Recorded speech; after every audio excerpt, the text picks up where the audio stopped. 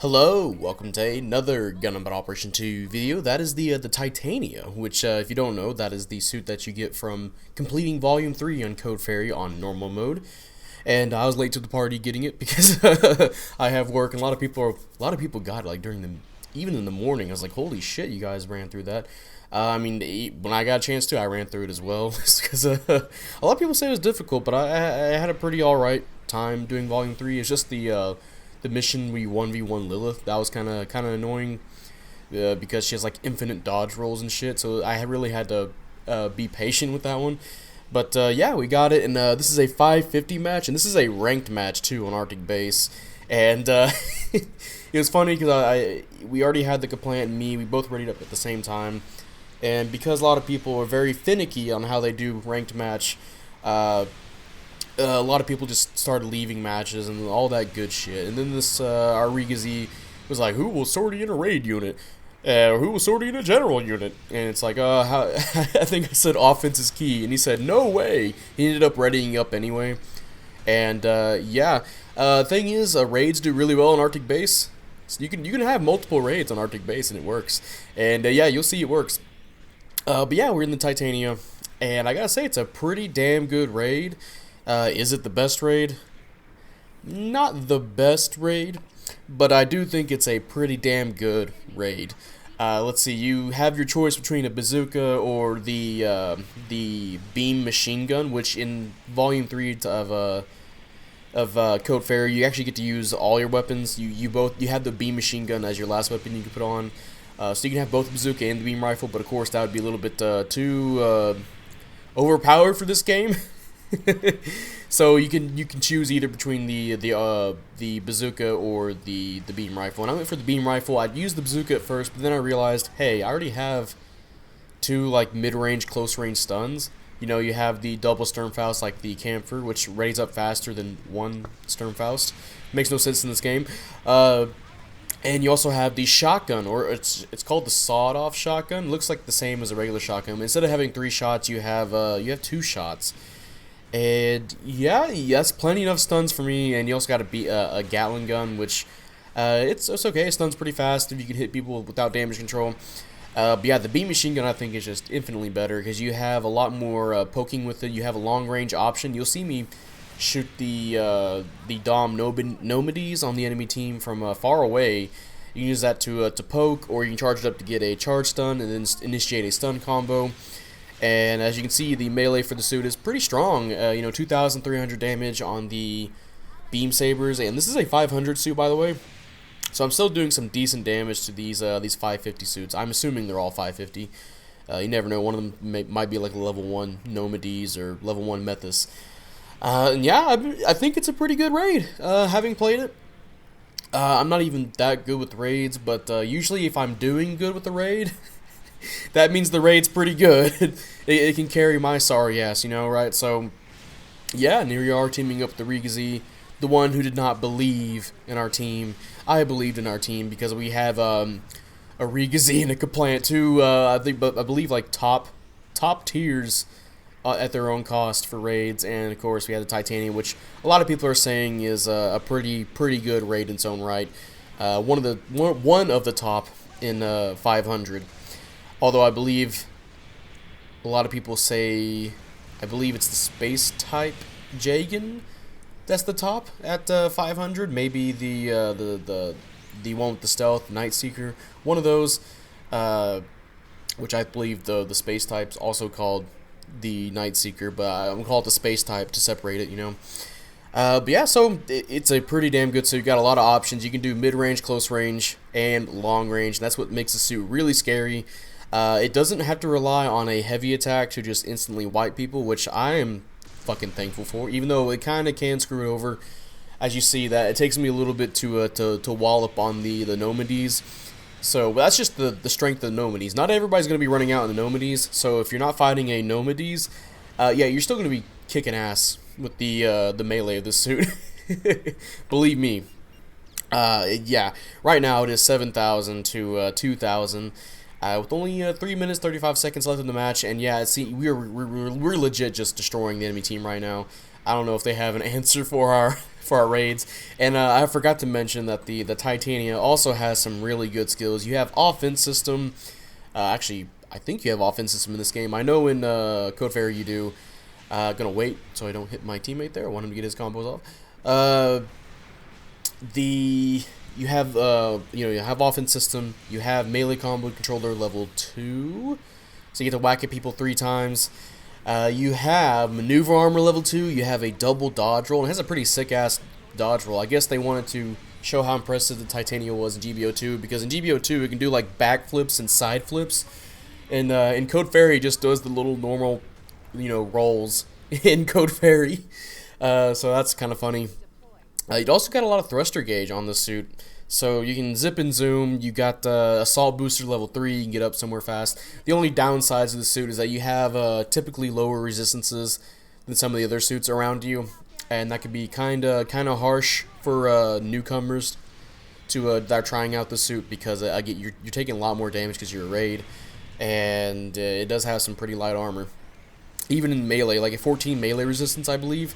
And I'm playing at 550, and I'm getting like demolished every time I think like a Dryson or a DJ tries to stop me from doing my combos. So it can be a little bit annoying.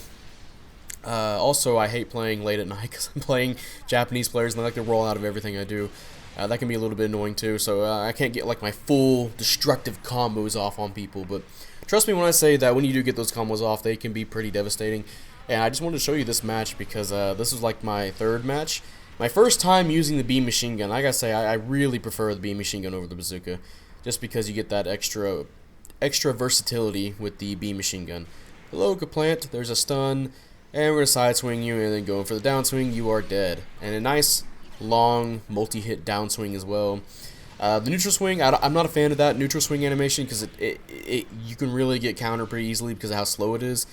It's not really fast. The side swing can actually deal a lot of damage if you just do side swings over and over again. I believe when I think I'm going to post the testing video before this suit, and you can see I'm doing like more than half health of a support just by multi-swinging my side swings. I don't know how that method survived getting shot full blast with a shotgun. I know it has like damage control, but I literally shot it at a farther range earlier this match, and he got shot down. I don't know what the fuck happened there. I guess the game registered my shots weirdly. And then we're just going to miss these Stern Files. But don't worry, we got the beam machine gun, so rapid fire, you're dead. Goodbye. 550 points. Okay, so that's a 550 gaplant. Let's see, we got about 35 seconds left in this match. And yeah, you can see good range on that beam machine gun. Definitely prefer the beam machine gun over the bazooka. Getting some nice stuns off. Only 1,000 damage. This thing doesn't have a lot of range strength, but it makes up for it by having a lot of good skills and melee strength and good weapons as well. Yeah, this thing's pretty kick-ass. It's one of those raids I don't mind being the way it is because it does have weaknesses.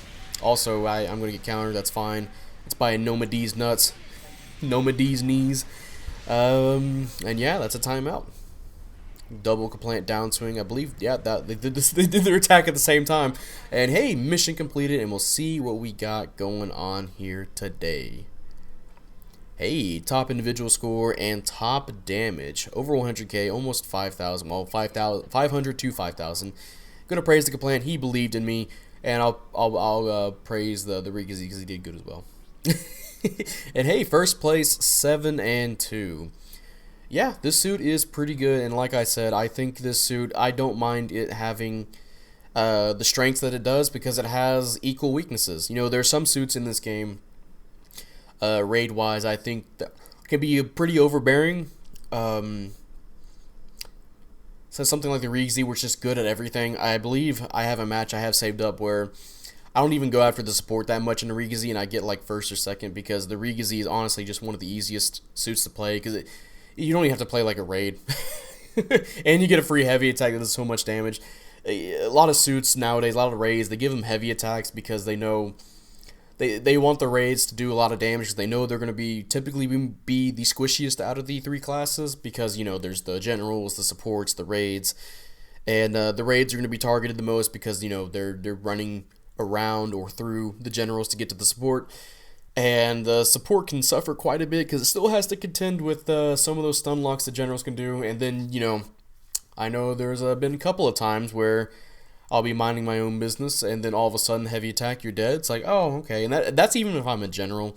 And this suit feels pretty fresh because it has a lot of versatility. It's not just like I speak of the Rigsy. A lot of people just use the Rigsy as a heavy attack suit. Like they just do the heavy attack because it's just good. The heavy attack suit is just good. It can carry a suit by itself. This suit has a lot of versatility. It can do long range, like I said, long range, mid range, close range, pretty easily, pretty effectively. But it does have the weaknesses that necessitate that. It's balanced, and that's that's kind of what I like about the Code Fairy suits in general. They're pretty balanced so far. Like the pre-order suit, you get the Zaku High Mobility, the Alma's suit, High Mobility Zaku ground type, and that is a really strong raid as well. But it has pretty much like the same weaknesses as the this suit here, where it has some pretty lower resistances. But if you can use it right, you can use it above cost, like I did here with the Titania. Really good. Or, another suit I can think of is the GM Spartan, which came out, which I haven't got a chance to play it, but seeing people play it, a lot of versatility of that suit as well, a lot of stuns, but it's typically a little bit more squishy than other generals. It does have like maneuver armor and like a dodge rope. It's a really good suit. A lot of the suits in Code Fairy are pretty good. There's not one that I think is strictly bad. I think there's some that are worse than others, but like for me, in my opinion, I think the Zaku half cannon is the worst of the Mia's Zaku half cannon. I think that one's the worst of the Code Fairy suits, but it's not bad, So I'm really enjoying these Code Fairy suits, and of course we're probably gonna get some for banners, the ones that we didn't get from Code Fairy itself. Like we got the Normandies, and we're probably gonna get the White and Black Rider, which I'm pretty excited for. I got a chance to finally play the White Rider.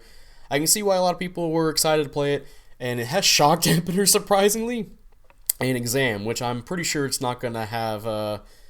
It's not gonna be like that when it comes to GBO2. But imagine if it did. Holy shit! I'm kind of excited if they do that. Get a double dodge roll with exam that lasts like a minute and 10 seconds. Get get shock dampeners. You get like an instant just beam shot. Oh my, it'd be cool. But yeah, I think that's going to be the end of this video. If you guys enjoyed this video, leave a like, subscribe if you want. I'd really appreciate it. And, type up in the comment section how you feel about the Titania. Do you like it? Do you hate it? I like the suit. I kind of like the way it looks. Sucks that it's just a camphor, not a prototype camphor. Hopefully we get the prototype camphor in this game one of these days. That's a suit I think they should do. But yeah, other than that, the suit is good. And if you're really skilled at this game, this is definitely a suit you can rock out with. Me, I always say I'm not a good raid player, but it really is a test to show how good a raid is if I can use it pretty well. Like how I said with the Rigazi or the Gaplant, the Bawu, this suit's not any different. It's a really good raid, and if you don't have Code Fairy, and you want this suit, I think I'll be making a Code Fairy review very soon. And if I do, you get to see how Code Fairy is, and maybe if you guys want to get it and potentially get these suits for yourselves. I wouldn't say they're pay to win suits. Obviously, you have to pay for Code Fairy to get them. The suits are strong, but like I said earlier, there's some suits that are still good at 500 raid wise. Like the Space type, or the Night Seeker, or the Gazelle. Yeah, the Gazelle. Still pretty good raids at 500, but this suit's going to be joining them. And yeah, don't mind that at all. And yeah, that's going to be it, and I will see you guys later. Bye.